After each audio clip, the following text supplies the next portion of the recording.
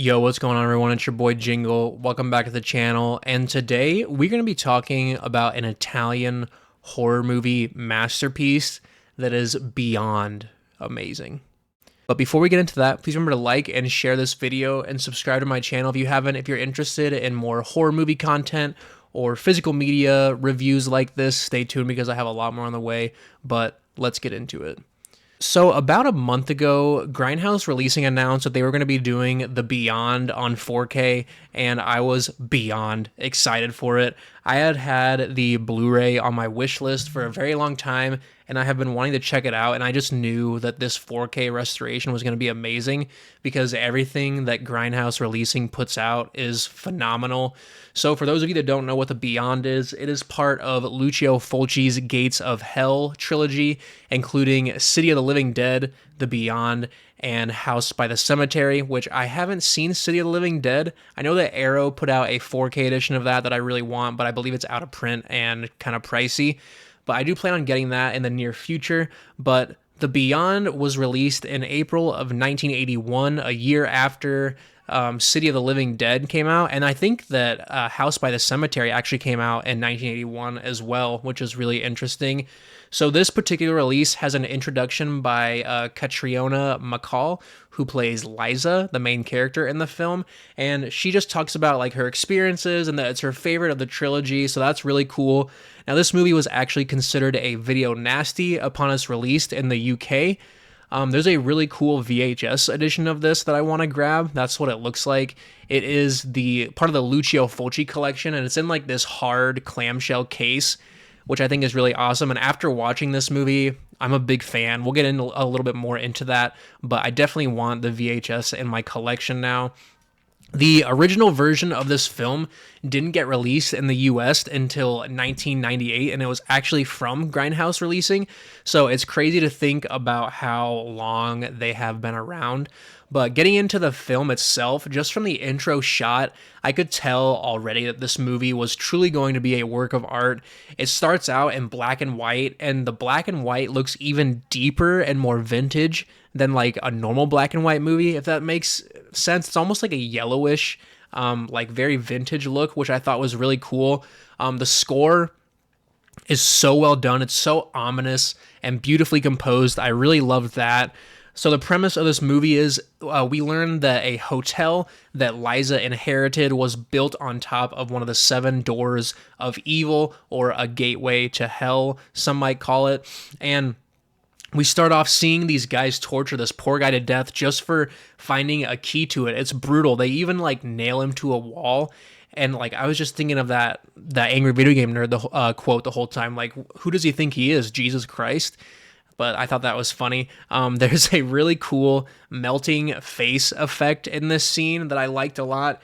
This movie is set in Louisiana, and it just like the environments and stuff are just really amazing and very scenic.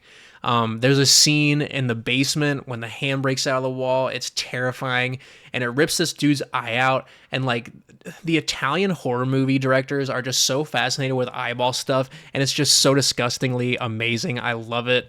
There's also an iconic shot in this movie that's like this infinite bridge. It's super terrifying, and it's such an iconic shot, and it just looks like it goes on forever.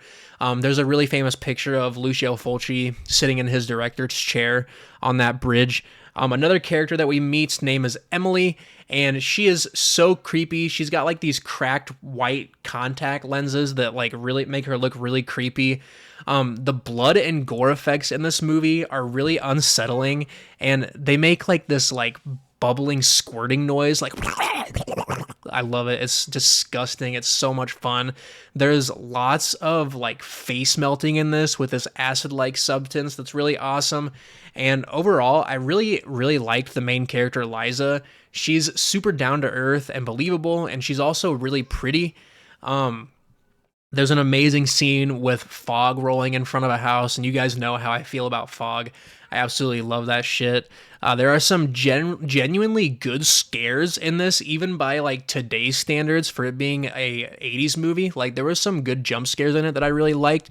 There's a spider scene that is super disturbing if you're afraid of spiders. I used to be, but I got over that. So it just goes on for so uncomfortably long, but it's so well done. And there's this really crazy twist towards the end that just makes the movie even more amazing than it already is. Like I said, the practical effects in this are so amazing, and there's so many unique prosthetics and stuff. And the ending depiction of hell in it is so amazing, and it's so scenic. I love it. Now, getting into the Grindhouse release itself. So before we get into that, this was on Blu-ray before. This is what the Blu-ray cover looks like. I know a lot of people probably had it. I think this is even the original movie poster, which I love the coloring and the artwork on that. It's super, super well done. So getting into the release itself, I actually grabbed one of the limited to 3500 Eye of Ebon editions, and it came with this really cool like eyeball thing. It's just like a novelty thing, but it's one of those like old like kids toys where like you move it around and the eye stays in the same spot. So that's pretty cool. The packaging on this release is so awesome. It looks so nice. This is like a super wide case though, so it doesn't really fit in uniform on the shelf. So I have it up with my box sets, or I'm either gonna like display it like facing forward like that. But this is the artwork on the front. It's super awesome. I love that artwork. The colors on it are awesome. And then you've got the special features and stuff on the back. So for special features, there's a ton of stuff. I'm not going to go through it. You guys can pause it and look at it if you want. But there's a ton of interviews with the cast and making of documentaries and stuff. And there's all these archival special features from previous releases. But there's just a ton of stuff on here. I didn't get a chance to go through it all, which I'm definitely going to go back and revisit because I definitely want to know more about this movie. I would honestly consider it one of my top 3 favorite Italian horror films. Just after watching it one time, it was amazing. I absolutely loved it.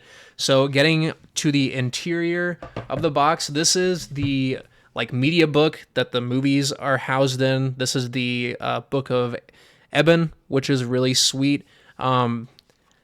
The discs are in like these like paper flaps, which I could have done without, but you've got like the original or the 4K disc there. You've got the Blu-ray disc. You've got the extras, and then you have archival extras, and then you have the soundtrack. I believe is what it is, maybe Seven Doors of Death, and then you have the composer's cut. So this is a really nice looking booklet. I just don't really like the way it houses the discs. It kind of freaks me out when I have to pull them out all the time, but that's pretty cool. And then we also have this Lucio Fulci La Dilla booklet on like the making of and stuff, which is really cool. There's like the original like posters in here and stuff, all kinds of cool stuff to look at in here. It's a pretty quick read too, so. But yeah, this packaging was really sweet, but I could definitely do without the media book-like thing and how wide the casing is. Like, it is just so wide. It doesn't look uniform with my other movies at all.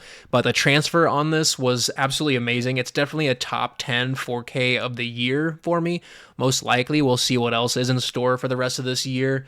But overall, I had a really, really awesome time checking out The Beyond. And I love Italian horror movies and foreign horror movies in general. And Lucio Fulci is one of the best directors of all time. But let me know in the comments if you guys ended up grabbing this edition, or if you're a fan of Lucio Fulci, or if you've seen The Beyond and like it, or haven't seen it and want to check it out. I want to know everything. But before I go, please remember to subscribe to my channel. That would be so amazing. And I'll catch you in the next one. Peace.